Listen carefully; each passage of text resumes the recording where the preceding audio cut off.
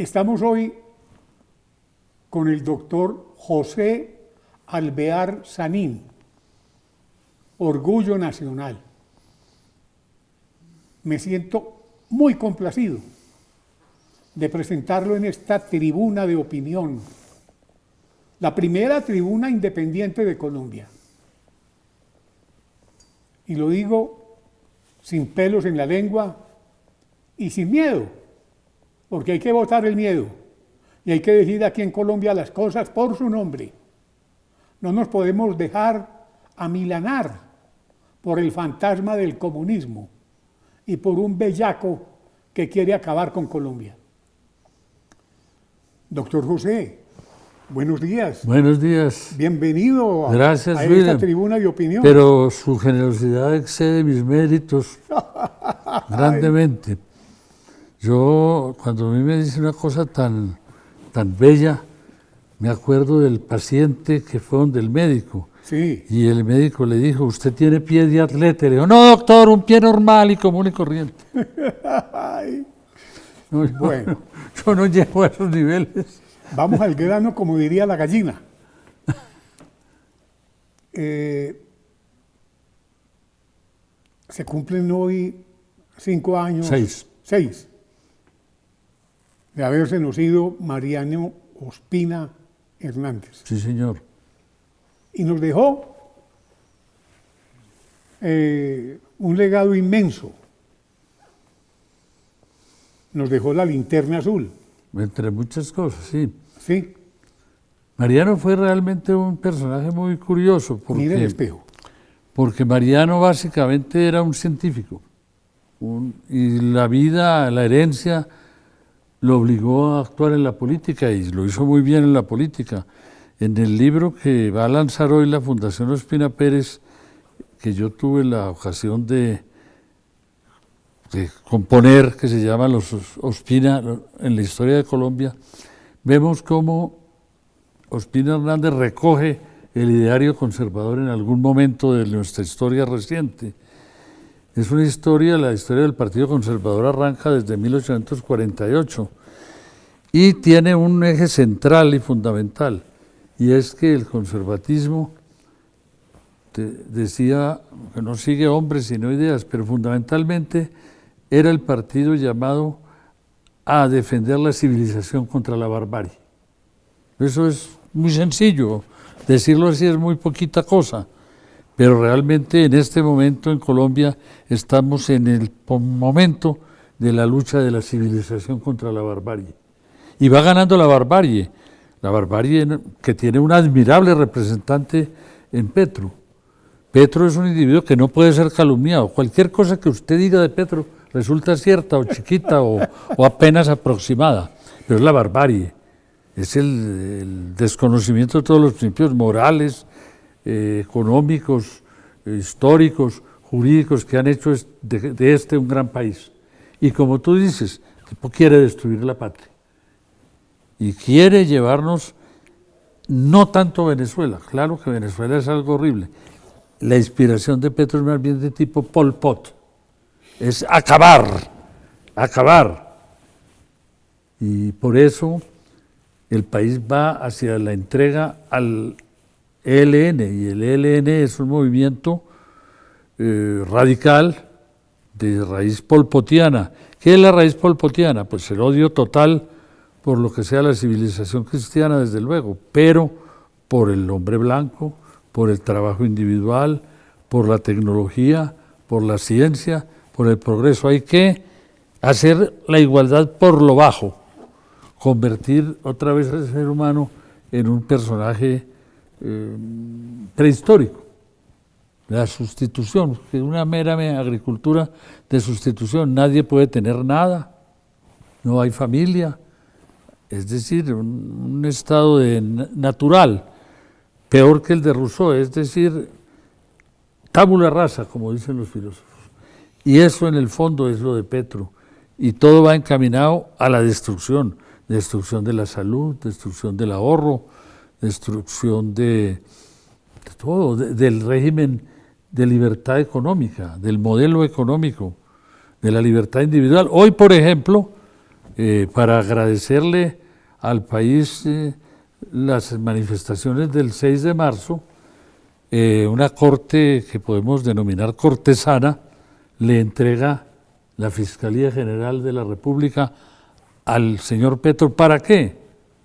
Para la persecución de los que se opongan al avance de la revolución marxista, leninista y narcótica que está en marcha en Colombia. Mejor dicho, estamos llevados. Sí, y del que tú sabes. Sí. Es que es muy triste, en América Latina hay unos movimientos de recuperación, por ejemplo, lo de Argentina es admirable, ojalá ese señor tenga éxito. En Ecuador se están dando circunstancias que permiten avisorar un futuro. Lo de El Salvador es bellísimo.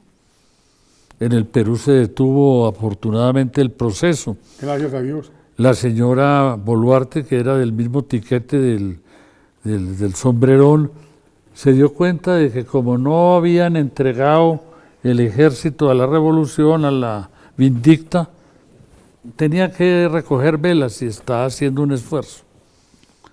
Y creo que el Perú de pronto se salva. ¿Y la Argentina? Y en Chile, como en Chile no pudieron destruir el ejército ni tomarse el poder electoral, hay esperanzas.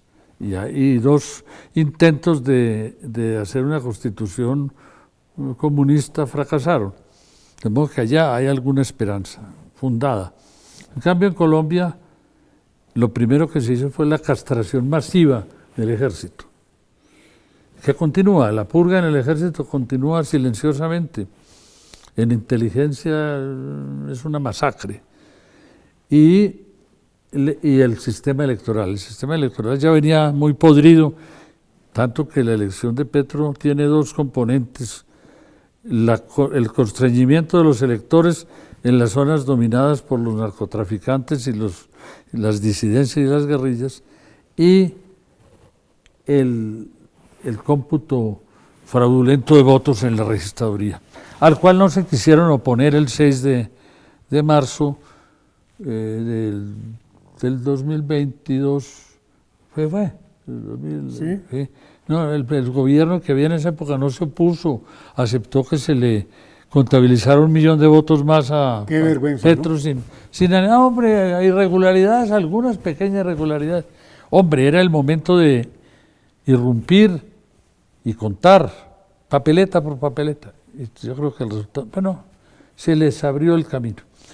Pero lo que ven, ya un país sin ejército, porque un ejército decapitado, un ejército sin dirección, donde todos los militares están esperando el ascenso y que el ascenso solamente se consigue con sumisión al gobierno, un país, repito, sin ejército, y un país sin un sistema electoral confiable no tiene esperanzas, a menos que la divina providencia nos dé una sorpresa y el país se salve. Pero es triste, mientras hay en algunos países de América Latina una reacción favorable, nosotros parecemos condenados a seguir la suerte de Venezuela y ir de ahí para adelante.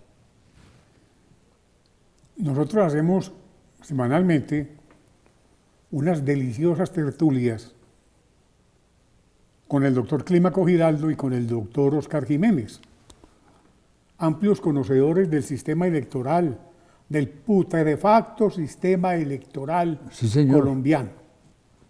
Y aquí, en esta barbería, denunciamos, y de qué manera, obviamente, de la mano de Hipólito Incapié, que de Dios goce, que fue mi profesor de matemáticas en 1952 o 53. No me diga. Sí, Hipólito, muy malo, era malísimo como profesor, el pobre hombre. No, sí,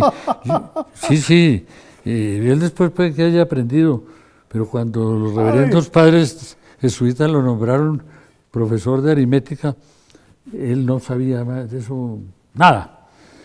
Y las grandes carencias que yo tengo en materia de matemáticas se le ven en muy buena parte a Hipólito, que llegó a ser mi amigo y fue un gran señor, ¿sí? Un hombre muy querido. Extraordinario columnista. Delicioso y un hombre estupendo. Pero ese paso de él por el magisterio en matemáticas fue traumático.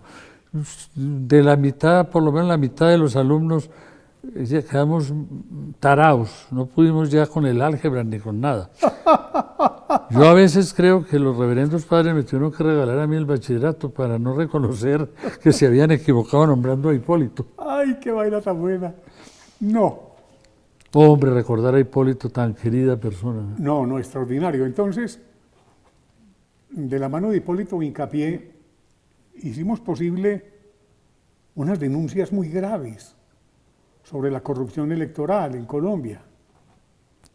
Pero esa era chiquitica a comparación de la de ahora. Ah, no, es que fue el comienzo, cuando le metieron a un cajón un gorgojo que se comió, según el doctor Clímaco, de Santa Marta, aquí se comía los votos, y aquí llegaba el ripio.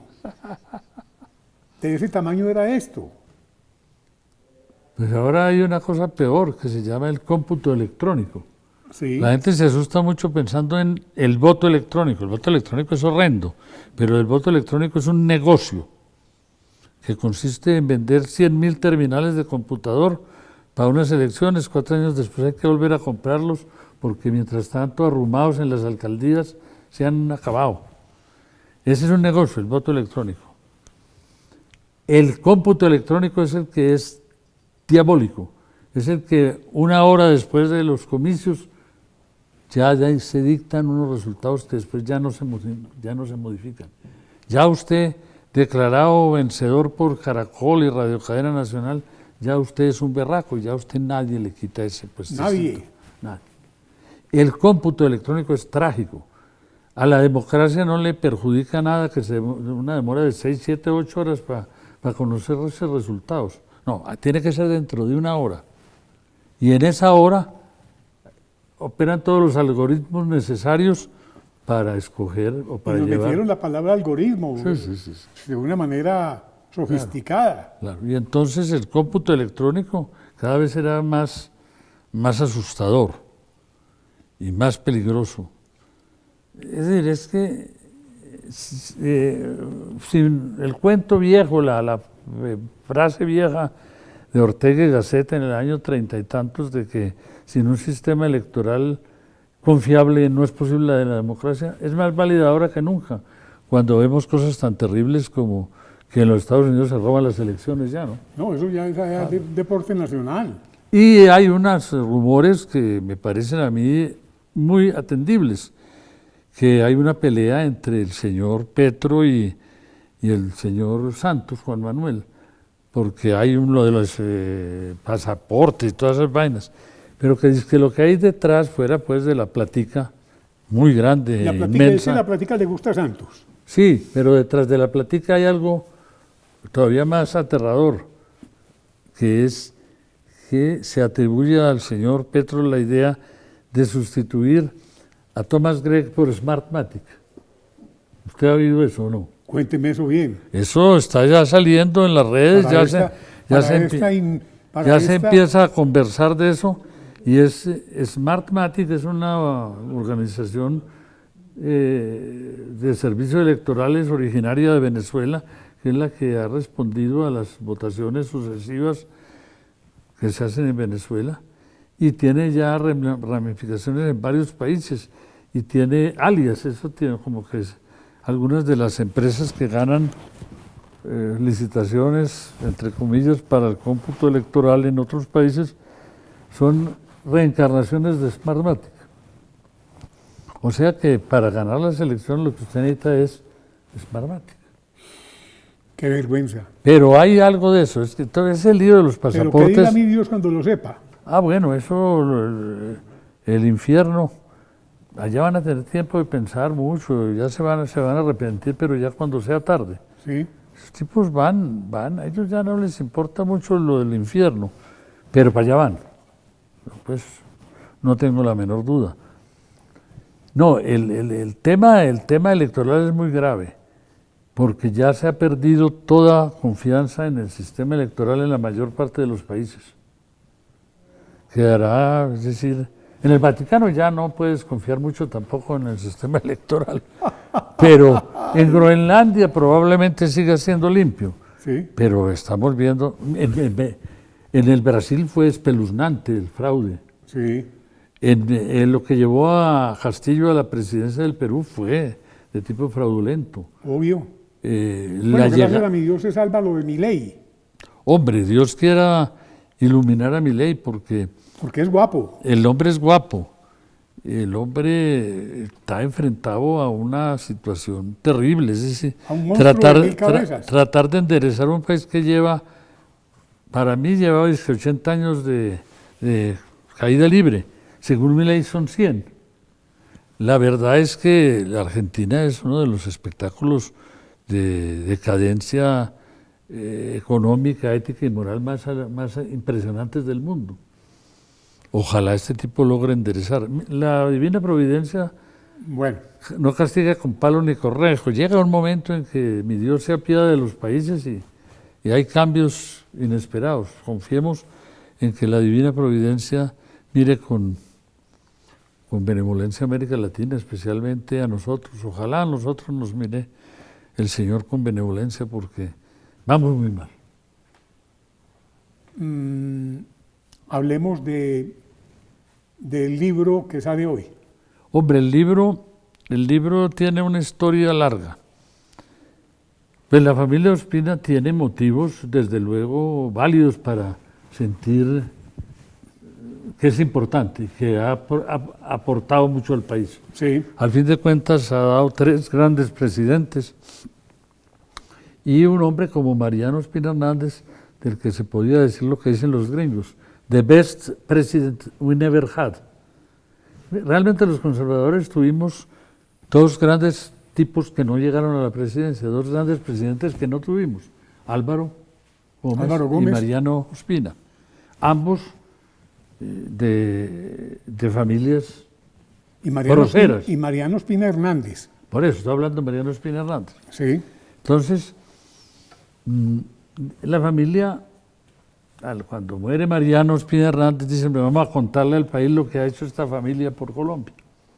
Una idea de Elena, la viuda Elenita, de Mariano, la fundadora de la Linterna Azul. una mujer excepcional. Entonces, yo he tenido una larga historia con ellos, 50 años de amistad, y entonces me dice Elena, hombre, escribite la historia del Partido Conservador. Y la escribí, y se muere. Y entonces me dicen los hijos de Elena, que son en general gente excelente, me dicen, hombre, ponerle un poquito más de énfasis a la familia. Qué bonito. Ponerle un poquito más de énfasis a la familia. Estamos contentos con lo que ha hecho la familia por Colombia. Entonces hubo que pegarle una remozadita o una revisioncita al manuscrito y finalmente llegó el momento de ver en la escritura, que es lo que con la ayuda de Dios vamos a ver a las 5 de la tarde. Es un libro que trata de ser objetivo. El doctor Mariano Ospina Pérez decía que no había nada más difícil que hacer memorias, porque los que escriben sus memorias suelen disimular sus defectos y exagerar sus virtudes. Por eso él era muy reticente. Pero eso cala, esa idea jaló y tratamos en ese libro de mirar las cosas con objetividad. No estamos hablando de superhombres ni de genios, sino de unos muy aventajados colombianos. Y no hemos olvidado otras figuras ilustres del conservatismo como José Eusebio Haro, el cofundador, como Haro en la Regeneración, como el general Reyes, como Marco Fidel Suárez, como el doctor Pastrana, y hemos tratado, y desde luego no hemos olvidado a Álvaro Gómez ni a Laureano.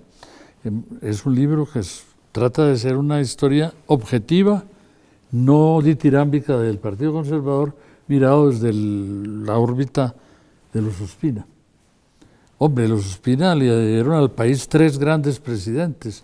Y repito, hay uno que pudiera haber sido también, que es Mariano Ospina Hernández, pero Mariano como Álvaro no llegaron. Tuvieron cerca, pero no llegaron. Así es. Merecían, pero no llegaron.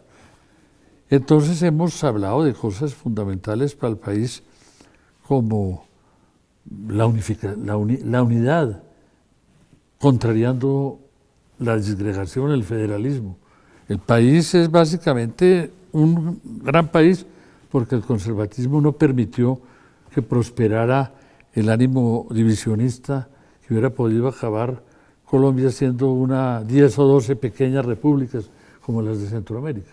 Si esos caudillos del siglo XIX hubieran podido hacer de las suyas, el país se hubiera despedazado. Entonces el conservatismo le aportó al país la unidad. La Constitución del 86 en muy buena parte, grandiosa Constitución. Inmensa. Maravillosa Constitución. La misma que yo estudié,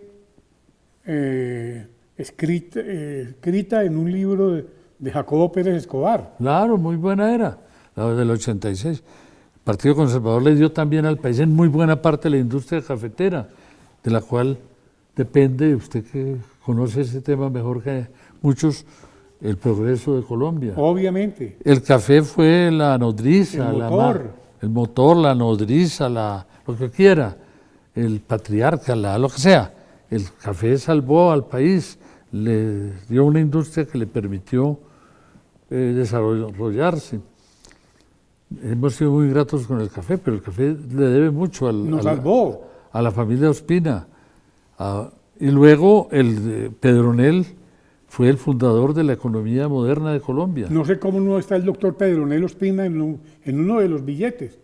No, los billetes son para los liberales. Sí, no hay en los billetes colombianos nunca figura un conservador. Entonces, el Pedronel Ospina crea la infraestructura ferroviaria, recibe la indemnización por Panamá y la invierte sin que se pierda un peso y en lo que había que invertirla. Sin que se pierda un peso. ¿Usted se imagina un Petro con una indemnización en Panamá? No, apaga y vamos. No. Entonces, la indemnización de Panamá, que era mucha plata en ese momento para Colombia, pero mucha, se gasta la mitad en terminar los ferrocarriles empezados y modernizarlos. Y la otra plática se gasta en el Banco de la República, en la Caja Agraria, en la dotación de oficinas para los departamentos y en la Contraloría General de la República. Crea una estructura de la cual sale la moneda. La moneda en Colombia antes prácticamente no existía.